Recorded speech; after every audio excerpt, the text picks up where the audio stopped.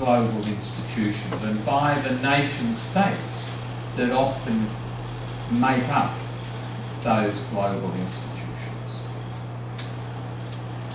And we don't just need to go to how the European, the conventional Canada, Australia, New Zealand, United States that monopolise so much of the academic discussion of Indigenous rights, but to think more broadly and to look at other places where these Indigenous rights issues are played out.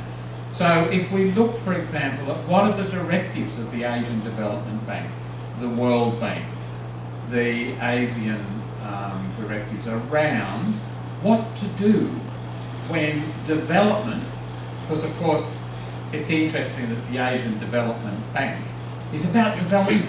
It's not about rights. It's not an Asian rights bank. It's about how do we facilitate the processes of ongoing colonisation. How do we fund it? How do we control it? How do we benefit from it? And the notion of how do we build a right to self-determination, self-governance into those processes. I don't think that's really clear in many of those institutional top-down directives of how these issues will be played out.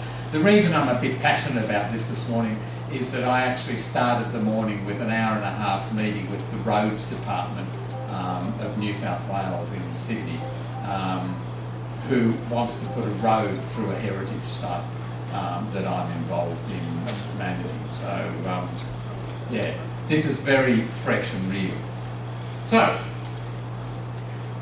if we shift all that around and start to think about self-determination and self-government as the starting point rather than the outcome of colonising processes, if we say, let's start from the idea that not co-management, not joint management, not national parks owned by governments, but self-determination and self-government for Indigenous groups in their territories.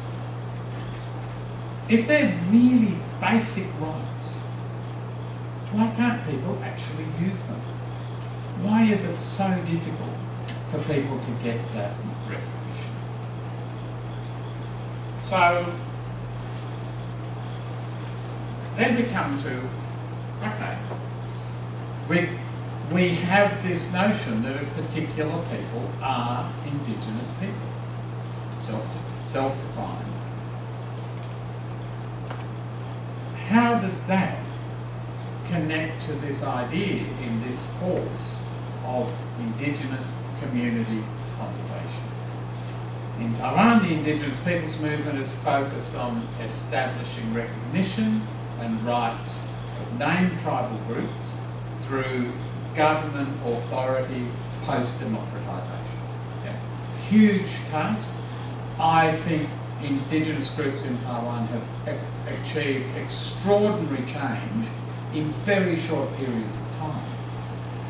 But one of the elements of that is the notion of named recognition and name rectification has become a complex issue and a source of conflict within and between Indigenous groups. So, Hassan suggested it's people who identify themselves as Indigenous, and can we think that that's okay if people just say they're Indigenous, that they're recognised as Indigenous? And I take the settler colonial situation in, for example, Tasmania, where there was a very direct genocidal process against Tasmanian Aboriginal people in the 1820s, 1830s, maybe a bit earlier. Do we accept the argument from 6th generation, 7th generation colonial settlers, that they've been there so long that they should be recognised as indigenous. Oh, Michael, you don't think so. I'm fluent in body language. I don't speak Chinese, but I'm fluent in body language. But that's a serious proposition that white settler groups have put forward. And in Taiwan, I'm sure that the contestation of who's Taiwanese and what it means to be Taiwanese raises some of those similar issues about what it is to be indigenous, how long is. And in the Australian, as I said at one point, for me, the difference in Australia is 60,000 years. Yeah, that there's actually something else. So, we also know, to go back to Michael's point, I think, that people have experienced persecution in their own territory. We know that lots of people have suffered from historically, the definition of indigenous experience in the UNDRIP. So we do need to think relationally rather than categorically. This isn't just about definition. Who decides and how the definitions are implemented, how the categories are mobilised and used actually really matters. And as I've said, the reason that I am not obsessed, I'm focused and fascinated by the Taiwanese experience, is that it does unsettle that dominant post-colonial mentality that colonisation is just about European expansionism in an imperial era from the onset of mercantile capitalism. Dutch East India Company, the British, whatever the English version was. So, learning about Taiwan, and I've talked about the need to be both teachers and learners, learning about Taiwan pushed me to stop thinking about white Eurocentric colonising and to thinking more carefully and more critically about relationality and process in understanding how Indigenous peoples might build their own relationships of accountability, autonomy, self-determination and self-governance. Yeah? So I've grappled with, I think I've told stories, I don't know if I've told them in these lectures, but about working with 23 conflicting Indigenous groups about the question of whether they wanted to negotiate with the state government over a whole of state negotiation about native title. And it wasn't my role to tell them what the definitions of various things were. In fact, at the opening of a meeting where we had the Attorney General for the state, the National Native Title Tribunal, the industry representatives from the Chamber of Mines and Energy and the Farmers Federation sitting around a table with their lawyers, and the lawyers wanted to start negotiation about Indigenous rights with a definition of what we were talking about, what is native title. One of the issues in the Australian context has been the idea of coexisting rights. What does it mean that rights can coexist in property? And my Indigenous leader leaned across to me and said, I think you've got about 3 minutes to tell them why this is rubbish. That wasn't the word he used, but and what I said was, it doesn't matter what the lawyers tell us they think native title is, or what the lawyers tell us the legislation defines as coexistence. If the farming community is jumping up and down saying, we hate coexistence, we need to know what they mean. And the only way we can find out what they mean is to listen to them. And if the Aboriginal community is jumping up and down to fight for their native title rights, it doesn't matter what the law tells us those rights are, we have to find out what they think they're fighting for. So starting with definitions is the wrong place to start. We start with listening. So the definition of those issues needs to come from listening. It needs to come from process rather than to define and constrain the process. And yet, what we find over and over again is, in fact I found this morning, is we have government agencies telling us the parameters that negotiation can deal with, telling us what we, Indigenous people, sorry, I'm not including myself there, what Indigenous peoples are allowed to talk about, how they're allowed to talk about it, what the definition of a national park is, of an Indigenous territory, of an endangered species, of Indigenous plants, of culture. All these things get defined in laws that aren't necessarily reflective of a relational, negotiated settlement based on a recognition of self-determination and self-governance as a fundamental right. So, do you remember where I started? I think even before I opened the first lecture, I asked these questions. Who are the experts? I even asked, what is expertise? Because you're all being trained as experts. I'm talking to the students here, because all the other people are already experts. Okay? So I was asking the students who they thought the experts were, and very generously, after cajoling, I think we've got a consensus that in relation to Indigenous rights, probably Indigenous people might be the experts. But we still work as if the lawyers and the anthropologists and the academics and the politicians are the experts who will define what the issues are.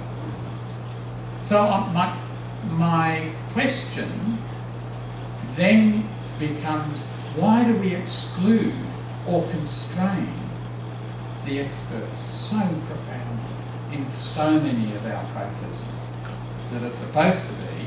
So if I come back to the course title, Indigenous Community Conservation, the implication is that it's Indigenous land, and yet it's constrained and defined by what the legislation will allow. Okay? And that's not necessarily open to negotiation. It hasn't necessarily arisen through negotiation. So now my question, let me rephrase my question as whose expertise counts in systems and processes for nurturing sustainable, just and equitable futures for the people and places we care about, okay? Which might be what Indigenous community conservation leads us into. So I hope you can all see now that these are questions about relationships and processes of history, of power and place. Yeah? So we need to recognise we can never accept the decolonising proposition which comes at people in their communities over and over again. Just forget the past, let's move on from here. Because it's the history, the past, that created the inequities. Yeah? So if I take the New Zealand example, the 1840, sorry, this isn't in the slide either, this is a bit of a change. The 1840 Treaty of Waitangi was supposed to establish the relationship between the British Crown and the Maori people. 1986, there's legislation to say, look, we've actually ignored that treaty for the last 140 years, 146 years, but we'll honour the principles from now on. We won't alienate any more land from now on, but you can't go back into the past. That was 1976. By 1986, 10 years of the operation of the Treaty of Waitangi, They realised they had to open it up to allow the injustices since 1840 to be explored by the Waitangi Tribunal. Yeah? You can't escape the weight of history. And if we take Michael's definition of saying it's people who've experienced these injustices and persecution, then somehow addressing those injustices and persecution has to be a recognition of history. So we can't have outcomes that say, let's just forget the past and move on together. So we can't allow the issues to be negotiated just on the terms of experts whose positionality as experts actually relies on the histories and geographies of decolonisation. Yeah? So universities, academic disciplines have all been produced in the colonial process. This institution started its life as a Japanese colonial institution. Yeah? We should never erase those histories or misunderstand that there are consequences and legacies. And the expertise, I have watched so many lawyers say to Aboriginal groups in Australia, we will tell you how to represent your culture. We will tell you how to achieve your self-determination. So shut up and listen to us. We're the experts, the lawyers say, the anthropologists say. Yeah? They don't listen, they speak. And I've talked about that as well. So, I'm interested, this is a diagram I've used for a very long time. I'm interested in how we produce a new literacy in environmental governance. That's the task of one of the key tasks of Indigenous community conservation. That we see this complex system of laws and regulations, of institutions and processes. Your expertise, as you develop it, is a professional literacy in those systems. How do we understand how those systems operate? In the context of cultural and social diversity, in the context of ecological diversity, the human and more than human landscapes. How do we understand cultural values interact with science, with markets, with social and political relationships in these complex governance systems that we're involved in? How do we understand the community scale, however we define Indigenous community in Indigenous community conservation? How do we understand how governance is exercised across those scales? So if I go back to my story about the native title negotiation processes, there was a mismatch in scales, that the governance of each, I'll call them tribal groups, although that's not a label we'd be comfortable with in Australia, with each claimant group, and the whole of state that the government wanted to negotiate about. So we had to negotiate internally about how decisions would be made. And the experts, me, were asked to present governance alternatives. Our expert team presented 10 alternative structures. And after a very large and hotly contested meeting, they threw them all out. And they turned it all on its head and said, we don't want people negotiating on our behalf because they're our rights. So we'll only authorise things that have already been authorised in each of the claimant groups. We will self-govern. We will determine what we agree to. We won't allow negotiators to take our decisions away from us, to speak for our country. So they're basically using what we might imagine as a participatory rather than a representative democracy. And their view was that that was much more consistent with their traditional government structures. Does that make sense? All right, we'll see. Yichen will make sense for you. Thank you, Yichen. I'm so grateful. No pressure. You'll be able to sleep when I leave. So, what this diagram tries to do is to say, this is actually a feedback loop, because we're constantly learning, a bit of a cycle, that we need a way of seeing what deep colonising and colonial history makes invisible to most people. We need to see what is hidden by the colonial process. Once we see it, you can't unsee it. This is for the activists and allies of Indigenous autonomy. Once you see this, you can't unsee it. You are obliged to act. So then you have to have ways of thinking about it. And what we find is most of the thinking tools that we end up using are already colonial thinking tools. So we need new ways of conceptualising and theorising.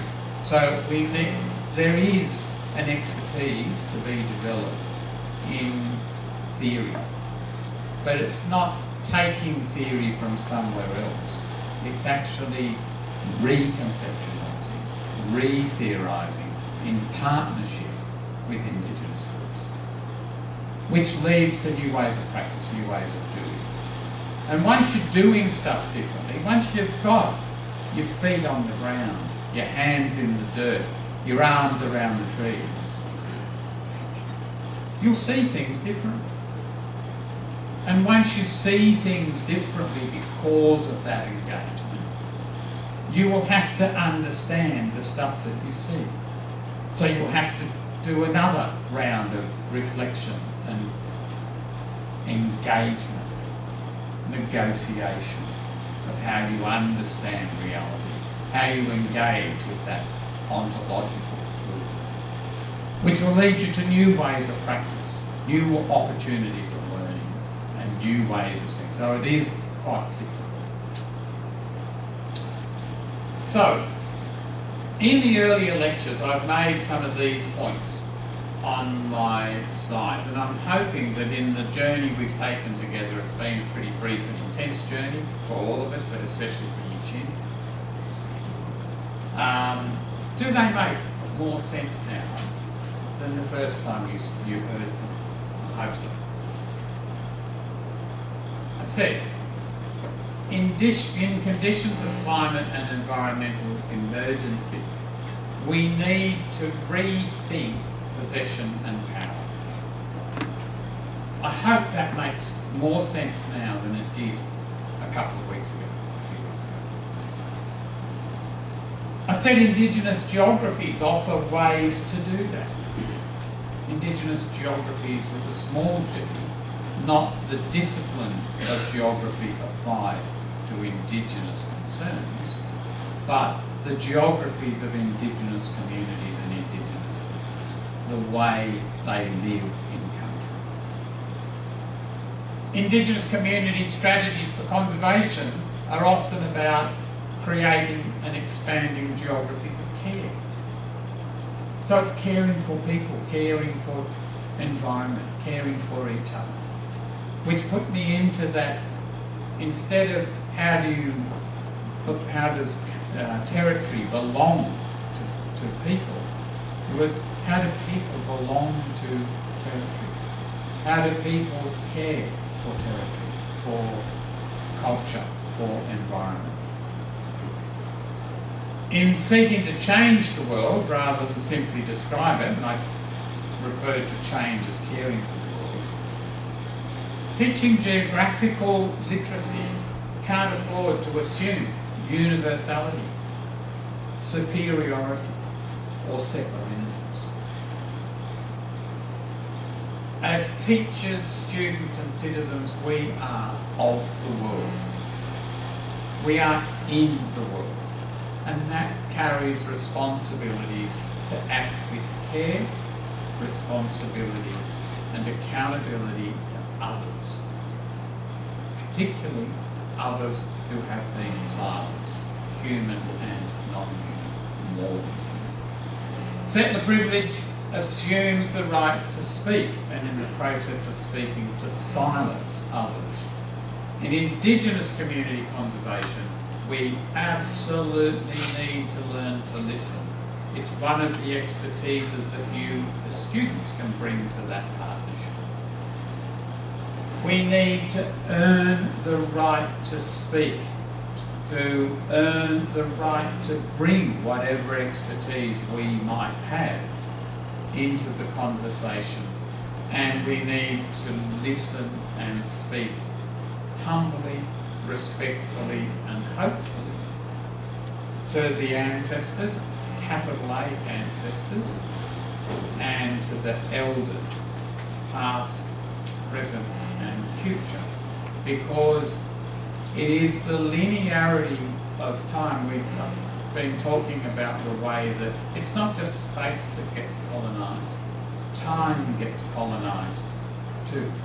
We get told how long we can do things. We have imposed on us deadlines that you have to submit your position by a certain time, in a certain time frame. We're told you have to be finished in this class by a particular time. Whether or not you've learned stuff, whether or not you've understood it, whether or not you've still got questions to challenge me. So we need to recognise that the colonisers' view of their own superiority easily leads not just to the categorising of Indigenous peoples as the inferior other to the colonial power, but it also categorises nature as something separate from, separable from, the human domain. That whole human nature systems thinking that I got excited about as coupled human nature systems thinking, and then realised it still held them separate. Even though it was saying they were coupled, it was still based on the assumption they weren't entangled. They were separate. So, my challenge is, can we start thinking outside the deep colonising box? Can we find language that avoids the ways of working that constitute the work of deep colonising? So rather than words, let me use some images that some of you will have seen some of these before. And I asked some questions about these images. So if we start in the top, what's that for you? Top left. Old lady, young lady. Yeah. Who can see both now? Who can't see both? Can't see both? Okay. So there's an old lady looking down this way. Big. And there's a young lady with a feather hat looking over her shoulder. I see that. Yeah. That's most Ah! Okay. So, is it an old lady or a young lady? No, it's neither. It's a drawing. And that's the bit we forget. It's a representation. Yeah? And so, I'm not just playing with words here. There's that famous image. This is not a table or chair or something. It's a drawing. So, it's a construction. It's a representation. And we mistake the representations for the complex realities all the time. So, who knows what the middle picture on the left looking at you is?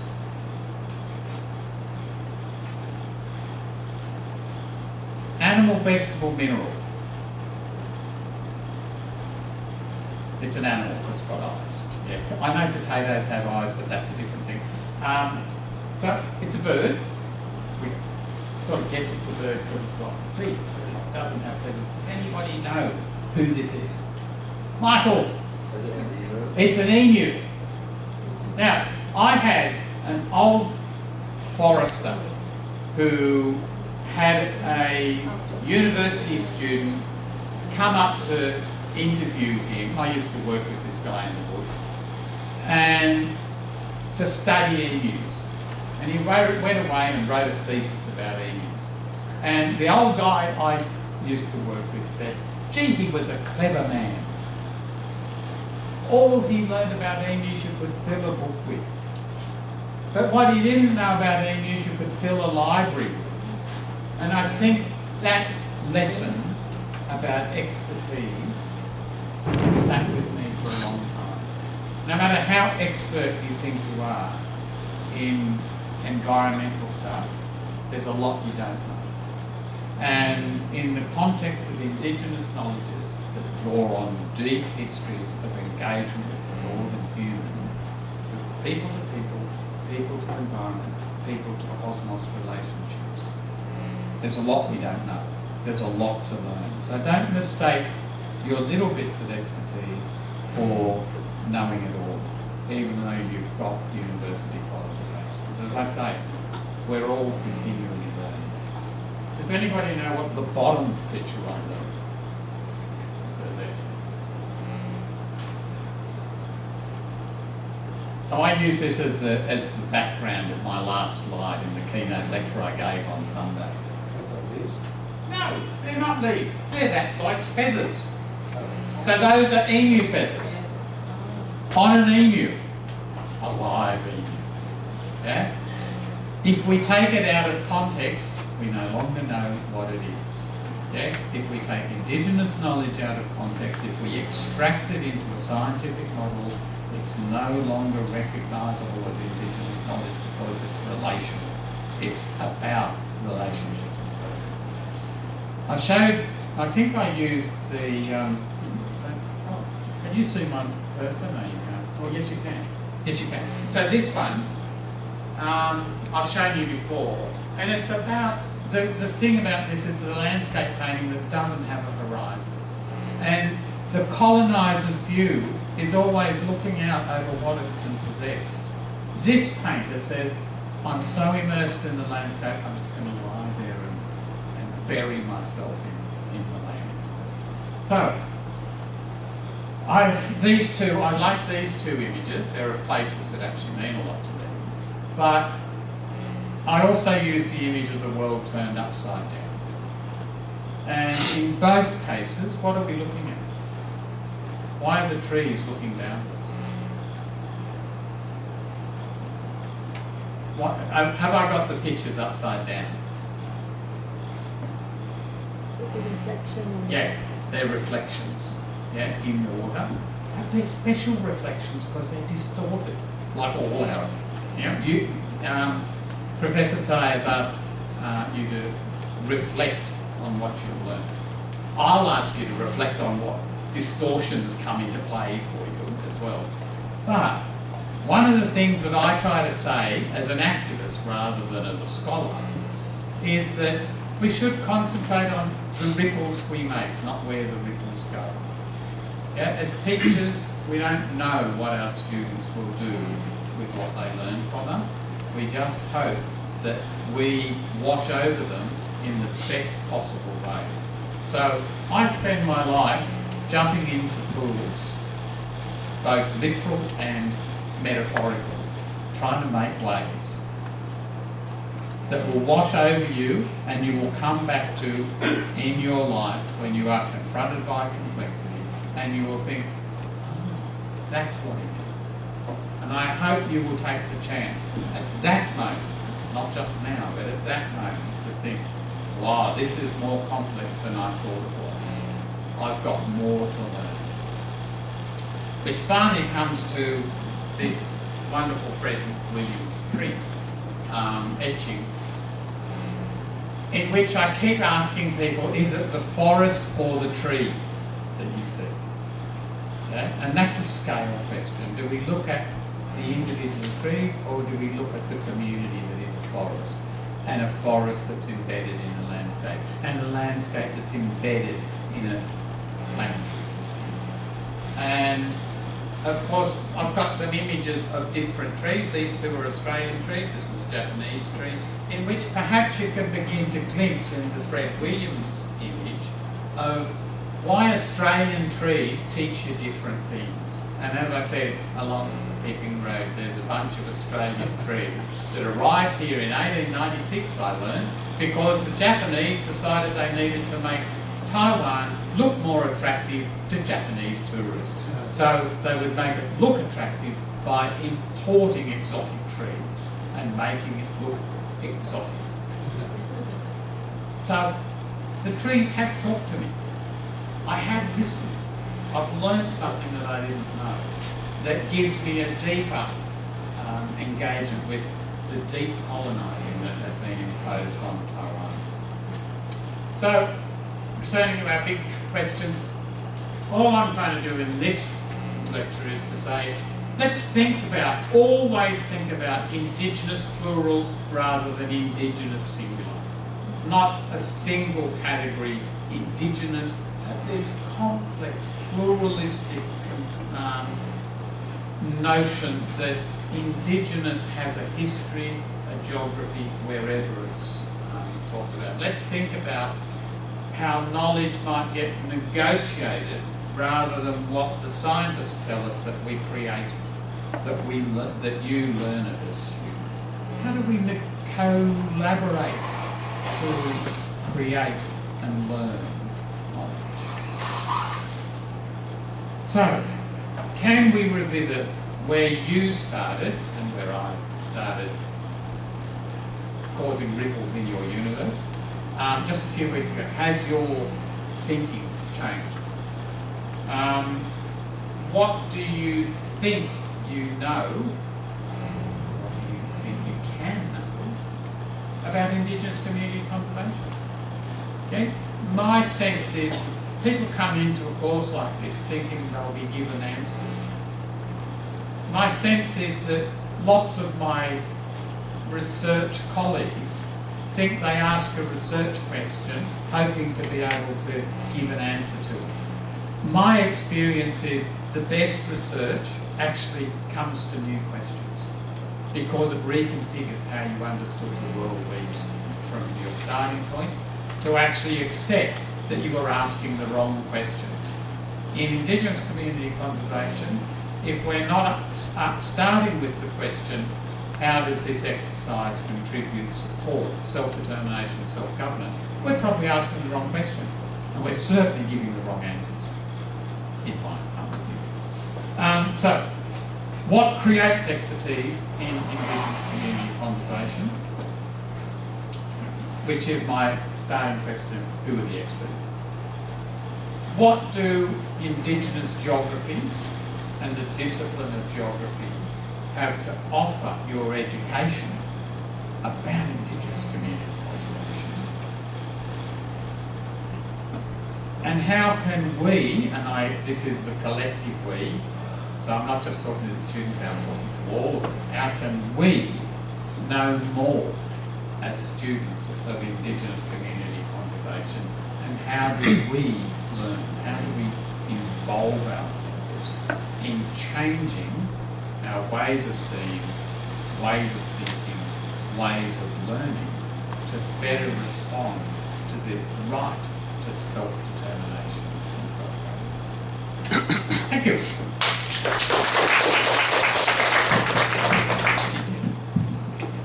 这一班老师的这个讨论，其实一直要再去回到第一周的时候，他讲座的第一周，再跟大家谈的几个大的名词，然后怎么去思考，就是我们预设的东西它其实是有一些问题的。我想一直在挑战这个我们原本预设的一些概念。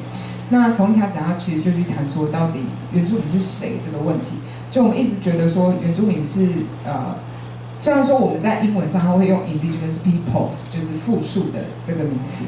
可是其实我们在很多的讨论上，其实还是习惯性的把原住民视为是一个单一群体来去做对待。所以他在今天其实就是一直在提醒我们这件事情，就是原住民这个是复数的还是复杂，它的复杂性，要去做一些思考这样。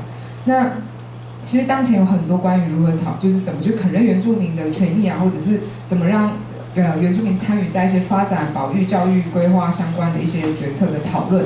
其实这些讨论之后都无可避免的要去谈到说，到底原住民的定义是什么，还有谁是原住民，这个其实是非常复杂的议题哈。那就是说，其实很有趣的事情是在第一堂课他就去谈到原住民族权利宣言，可是其实在原住民族权利宣言里面，其实并没有去定义什么叫做原住民。他只去讲了说原住民其实他是有遭遇过哪些事，在历史上遭遇过哪些事，就像就是原住民因为历史的不公，那个蔡老师也有这边翻译哈，他们遭遇到的这个殖民化过程里面土地领土资源的被剥夺，所以让他们没有办法行使依据自己的需求跟利益来行使发展的权利，这是普遍的原住民都在遭受到的问题哈。可是他没有去讲说什么叫做原住民，谁是原住民这件事情。那这个定义其实是重点是要去讲这个原住民他的自知跟自觉的权利必须要被肯认。那再来他就问到说，就问大家谁是原住民？你的定义，大家的定义，对原住民的定义会是什么？那所以他刚其实就是请同学们稍微就是可以讲一下你们自己认知的原住民是什么。不过其实这些就是在同学们其实提出来的这个原住民定义，他讲到的重点是说，我们就会发现其实大家对原住民怎么定义，其实是有很多不同的想法的。就是这个原住民的定义，其实它是有一些受争议的内容的，它需要被讨论的。那他觉得其实我们应该重点不是要去看原住民怎么去定义，而是要去看原住民它跟群体之间的关系是什么，跟环境之间的关系是什么。那可是目前我们的目前的框架里面，其实看到通常都是国家来决定谁是原住民，国家来决定谁有权利享有这个被标签为原住民的权利。那这个其实是跟联合国原住民族权利宣言是互相矛盾的哈，因为在联合国原住民族权利宣言里面，其实是讲到原住民他有自决权，但是事实上原住民在真正的国家体制里面是很少能够真的去行使这个自决权的。好，然后再来就是他就讲到说，譬如说像这些在一些国家大的国家，或者说像他看10个国家，就是澳洲、加拿大、纽西兰、美国，那其实就是在第一堂课老师讲到的这个联合国原住民族权利宣言这个4个没有签署这个原住民族权利宣言，其实就这4个国家。那还有譬如像欧盟啊、世界银行啊这些或者是亚洲开发银行、东南亚国家协会这些，就是其实是由国家来去组成的一个国际的团体或者是论坛这样。那这个里面其实殖民的过程还是一直在运作的。那我们通常会觉得原住民，我们开始会把原住民include 在这些场域里面去参与一些里面的决策，可是他就是要我们去再次提醒，就是说，其实这个还是在一个国家的框架下去行使原住民的权利。那这之中又很有趣的，像亚洲开发银行，它其实是一个非常你可以想象，因为它在讲的是开发这件事情，其实它就是一个非常殖民思想下面的一个机构。那么到底原住民的自治权在这样的场域，它可以去如何行使它的权利的机制，其实还是没有好好的被思考跟讨论的。那所以他就是说，有没有可能我们去想，就回到这个原住民自然保育这件事的话，有没有可能我们去想的不是这种共管跟管理联合的管理这种机制，而是我们从自觉自治这些很基本的，就是我们换了一个视角来去思考原住民自然资源保育这件事情，是从自觉跟自治这些很基本的原住民的权利来去思考。那可是这好像实际的操作上，其实到目前为止都还是相当困难的。好，然后再来他就会去提到说，如果原住民是可以自己定义的话，那假设今天有一群人他自己说他自己是定义是原住民，这样子是可以被接受的嘛？那他就回到了台湾的脉络来去讲，其实台湾的原住民族在很短的时间里面经历了相当大的一个变化。可在这个过程里面，这个权利被肯认的过程里面，其实原住民族各个族群的证明问题，其实就变成了这个原住民族群体之间、内部之间跟外部的一个非常复杂的议题。好，那再来是，他就去讲到说，其实在他第一堂课的时候，他就不断的去强调说，其实这个台湾经验对他来讲是很重要的。因为当他来台湾的时候，他发现这个台湾的学习经验其实动摇了他这个比较以欧洲，因为过去我们在谈殖民这件事情的时候，可能都比较想象的都是那个以欧洲的帝国主义为根本，然后去发散出去的这个殖民思想。那可是他觉得在台湾的这个殖民过程其实是相当不一样的，所以这影响他怎么去思考殖民这件事情，动摇了他，会挑战了他这个思考殖民的一些观点，以及他在去殖民化跟原住民化的一些研究工作。那好，然后再来就是说，他其实他在这个过程里面他得到的结论就是他发现他其实根本没有身份跟角色，他身为一个地理学者或者一个所谓还是被认知为专家一个，他觉得他根本没有那个角色来去身份来去定义说谁是原住民，或者来去决定谁是原住民。那可是好像在目前的一些就是决策机制里面，我们看到的都是说，都是一些专家学者啊、律师啊，或者是什么保育专家啊，然后地理学者啊这些专家来去告诉原住民，就是不管是原住民的定义也好，或者是保育的定义也好，就是各种的定义都不是由原住民自己来定义的。那所以他在这边就是提到说，我们必须真的要学习倾听，我们必须要去思考、了解说，到底原住民是怎么认知各个事情的。譬如说，包括他们怎么去认知自己的，然后他们怎么去认知各个不同的概念哈。所以他就想说，我们就是应该，其实我们在讨论这些原住民议题的时候，我们应该是要从倾听来去开始，而不是去从定义来去开始，做定义来去开始。定义是在这个倾听的过程、这个协商的过程，慢慢被发展出来的才对。好，那再来，后半段其实他就去回到了，其实是第一堂的课程讲座他提出来的问题，就是到底谁是专家，专业知识到底是什么？那这就有点回到刚刚我已经稍微解释过的部分哈，就是说在原住民跟原住民议题相关的议题上面，其实真的原住民才是专家，我们不应该再去觉得说好像律师、人类学这些才是我们必须要仰赖得到关于原住民的一些专业知识来面对原住民的议题。那这些专家呢，通常都基本上都还会去原住民的地区，告诉原住民说，你们应该要怎么做，而不是去学习、去倾听原住民族这样子。好，那他就觉得说，我们在讨论原住民社区保育的时候，其实既然它是一个原住民的社区保育，所以这个社区保育其实应该就是要由原住民来主导，而不是又回到我们现在受制于当前的已经既有的这些法律制度的框架，或者是经营管理的框架，像共管啊、联合管理，来去决定说原住民的社区保育要如何的进行。那再来，他就是提到一点，就是说过去这件事情是很重要，历史跟过去这件事情是很重要。虽然我们好像觉得我们要向前看了，我们要去寻求一个新的方法了，可是我们不能说我们就把过去就放掉了，我们就往前走就好了。因为其实正是那些过去的历史造成了现在当代的一些不公平不正义，所以其实这些历史还是相当重要的。好，那再来就谈到这个环境治理的，他讲的一个新的素养啊，就是我们应该要去培养一个新的认知这个环境环境治理的一个专业的素养，或者是一个方式。那就有几个步骤，那这几个步骤其实是互相影响的哈。第一步呢，就是我们要重新去改变我们去看待事物的方式。那他就这边就提到说，一旦你看见了，其实你就没有办法说我没看到，我不知道，我就有这个责任义务要去做一些行动。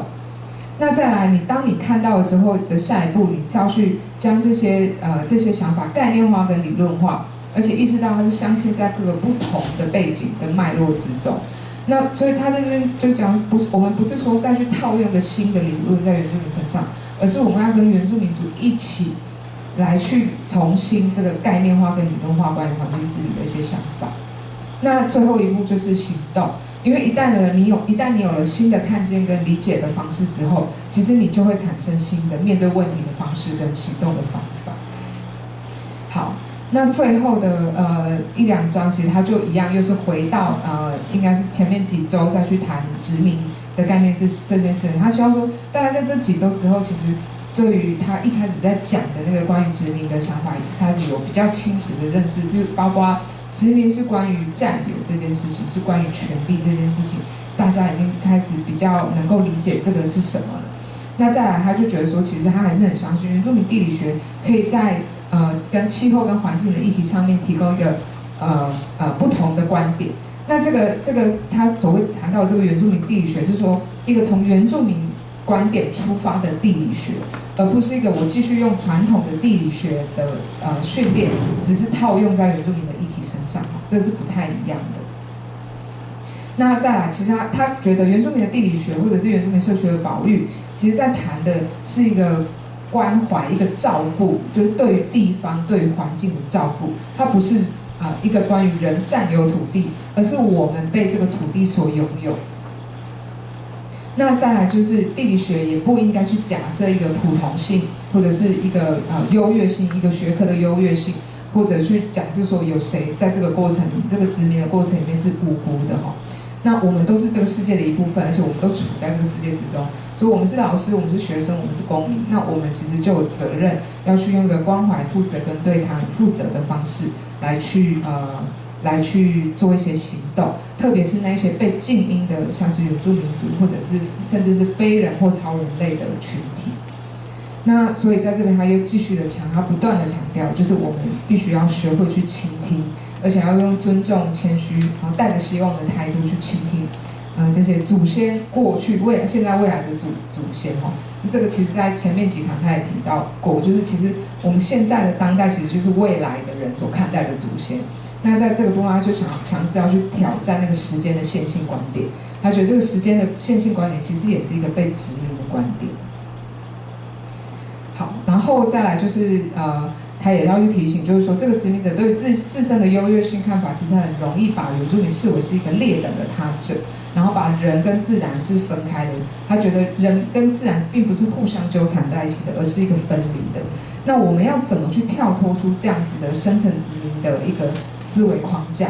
我们有没有可能去找到一些避免继续进行殖民工作的语言跟工作方法？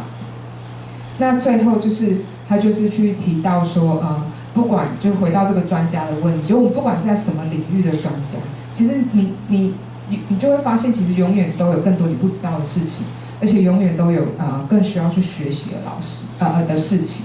那当我们身为一个老师的时候，他在这边告诉大家说，我们去关注的是我们所创造的涟漪，不是，而是这个涟漪往哪个方向去？因为我们永远不知道，我们教的学生他最后是往哪个方向的发展，但是我们要去在意的是，我们去创造了什么样的改变在这些学生身上。那最后就是再去提醒说，原住民是多元的，它是一个背后有一个很复杂的历史存在，造成了这个多元的结果。我们不应该把原住民贴上一个单一的标签。那我们要去思考知识，它可能是可以如何被协商出来的，而不是只是去了解说知识是如何被创造跟被学习的。然后我们要一起来思考，我们可以怎么互相合作来创造跟学习知识，这样。好，然后最后就是他就提到说，其实他相信很多学生来到这边可能会觉得说，我来到课堂上，我就是期待去得到一个答案，期待老师会给予我一些答案。但是在他的经验上，他觉得他发现最好的研究者其实不是在于很会回答很会回答研究问题的那些研究者，而是他知道他是在回答他的问题的过程中，他又发现更多的新的问题，或者他可能根本会发现他自己原先假设的问的那些问题根本就问错了，所以他又会在修正自己的问题。这个才是一个真的好的研究者，不是一个很会去寻找答案的研究人员，就是一个最好的研究者这样。